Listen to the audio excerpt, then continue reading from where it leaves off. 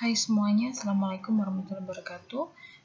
Kali ini kita akan melihat proposal skripsi dengan judul Gambaran Pengetahuan mengenai HIV/AIDS pada sopir dan kernet bus pariwisata mahkota Mitra Sentosa di Kabupaten Kediri tahun 2021. Menurut saya judul ini bisa dipersingkat bus pariwisata mahkota atau apa ya, mungkin ini untuk nama bus pariwisatanya bisa dirahasiakan, mungkin boleh, kemudian supaya judulnya bisa lebih singkat seperti itu.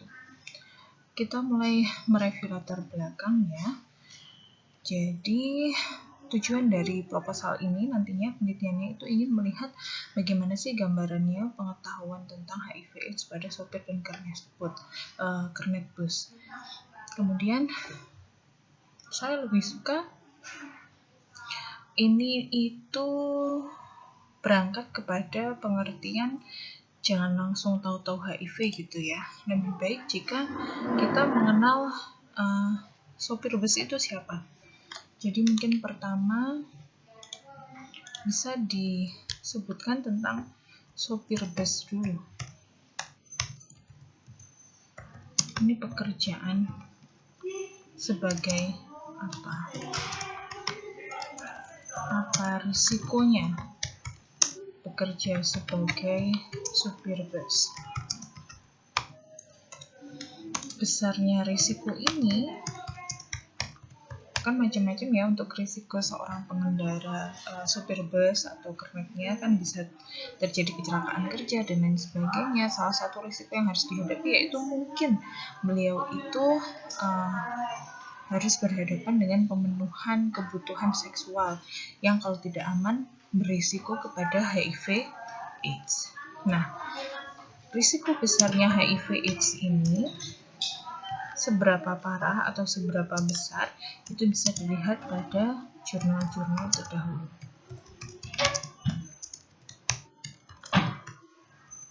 Jadi saya lebih suka kalau kita tuh ngomongnya berangkatnya dari sopir bis dulu.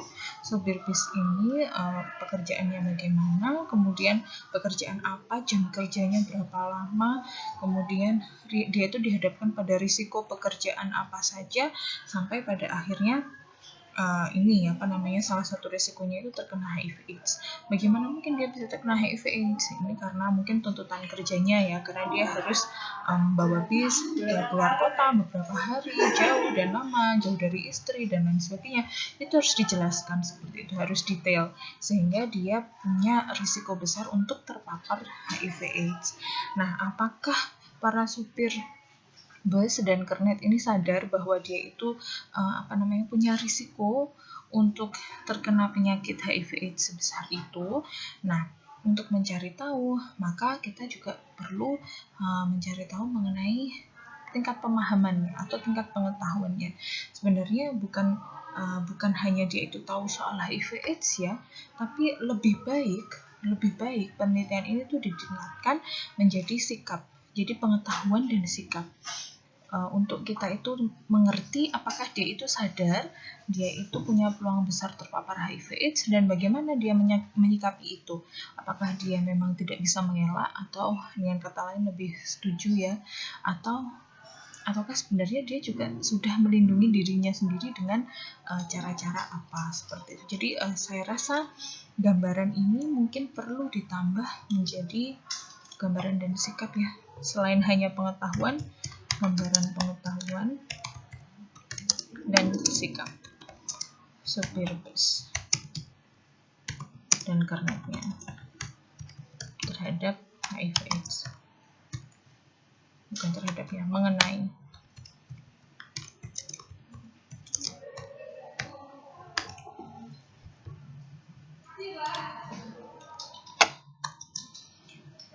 Sikapnya nanti lebih mengarah kepada apakah setuju pencegahan terhadap HIV/AIDS seperti itu. Baru kemudian setelah kita sampai pada pembahasan sopir bus itu punya peluang yang cukup besar untuk terkena HIV/AIDS, kita menjelaskan tentang HIV/AIDS-nya itu sendiri. Jadi HIV/AIDS sendiri itu adalah penyakit yang disebabkan oleh ini, singkat saja.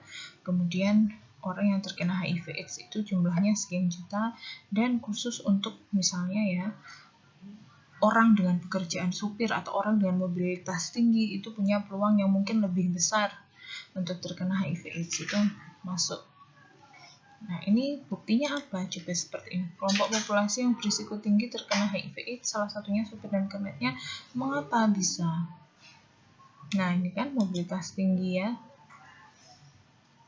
Ini diganti saja kalimatnya dengan sopir dan kernet itu adalah kelompok yang juga berisiko tinggi terkena HIV/AIDS karena dia memiliki mobilitas tinggi, melakukan perjalanan jauh, sering tinggal di beberapa pos, makanya dari itu dia besar risikonya terkena HIV/AIDS. Seperti itu. Nah, ini diperkuat dengan data-data ini benar. Terus kemudian di akhir ini bolak-balik ya, tadi sudah ditekankan bahwa kelompok yang berisiko tinggi itu termasuk sopir. Kemudian ini jumlah sopir yang terkena HIV/AIDS, tingkat keparahannya.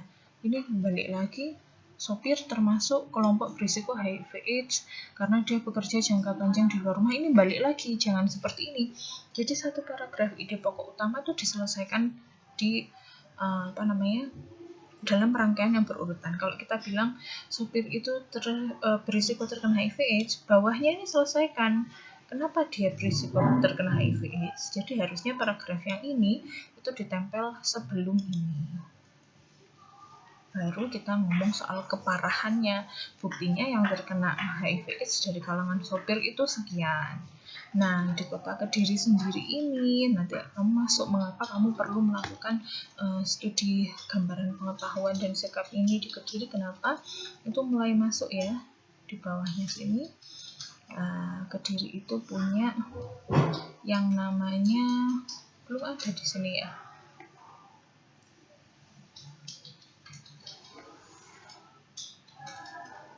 Belum ada yang di Kediri ya. Nah, coba ya.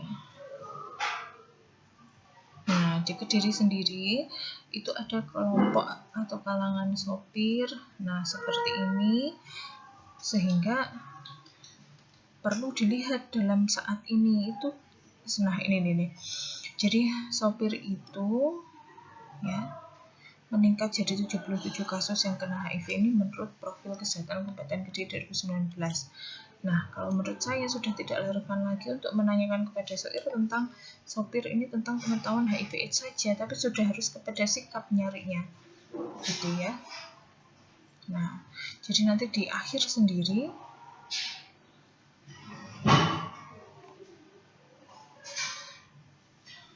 Anda jelaskan saja mengapa